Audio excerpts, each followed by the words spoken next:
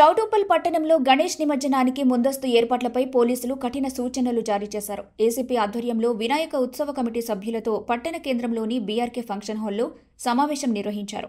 ఈ సమావేశంలో స్థానిక సీఐ, మున్సిపల్ కమిషనర్, ఎస్ఐలు మరియు గణేష్ మండపాల నిర్వాహకులు పాల్గొన్నారు.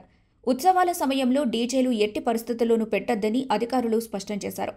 హైకోర్టు ఉత్తర్వులను ఉల్లంఘిస్తే డీజే ఆపరేటర్లు, వాహన యజమానులపై కేసులు నమోదు చేసి డీజేలు, వెహికల్స్ సీజ్ చేస్తామని చెప్పారు. సౌండ్ కోసం నార్మల్ స్పీకర్లు మాత్రమే వాడాలని తెలిపారు. ప్రతి మండపం వద్ద సీసీటీవీలు, first aid box, fire extinguisher తప్పనిసరిగా ఏర్పాటు చేయాలని సూచించారు. అత్యవసర పరిస్థితుల కోసం హెల్ప్ లైన్ నంబర్లు స్పష్టంగా ప్రదర్శించాలని అన్నారు.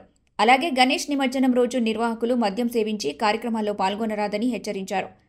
పోలీసుల నుండి సహకారం అందుతుందని, నిర్వాహకులు కూడా పోలీసులకు సహకరించాలని అధికారులు కోరారు. చివరగా గణేష్ మండపం మరియు నిర్వాహకుల వివరాలను పోలీస్ పోర్టల్లో నమోదు చేయాలని సూచించారు.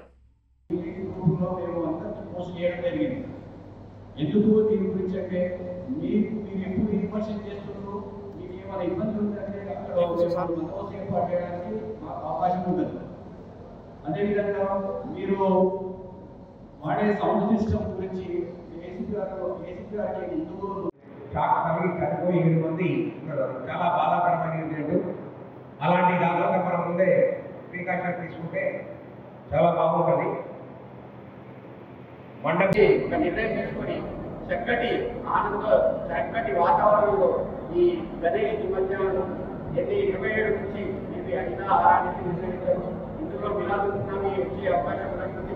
మీకు సండేలో తెలుస్తుందని చెప్పి మిలాదున్నవి కూడా వచ్చే అవకాశం ఉంది. కాబట్టి ఇవన్నీ ఎప్పుడు నిమజ్జనం అనేది కూడా మనకు డేట్ తెలుస్తుంది. ఎక్కడ ఏర్పాటు చేయాలి, ఇప్పుడు పోయినసారి గెలవడం లేకుండా కంట్రోల్ చేస్తూ చివరి వరకు ఎటువంటి ప్రాణ నష్టం కానీ, ఆస్తి నష్టం కానీ జరగకపోవడానికి మనము చర్యలు తీసుకోవాలి. ఫస్ట్ ముఖ్య ఉద్దేశం అది. పండుగ అనేది మనం సంతోషం కోసం చేసుకుంటాం, అంతే కదన్నా. పండుగ అనేది మన సంతోషాలు. ఒకరింట్లో విషాదం కలిగిందంటే చాలా బాధ. ఏదో కొన్ని సందర్భాల్లో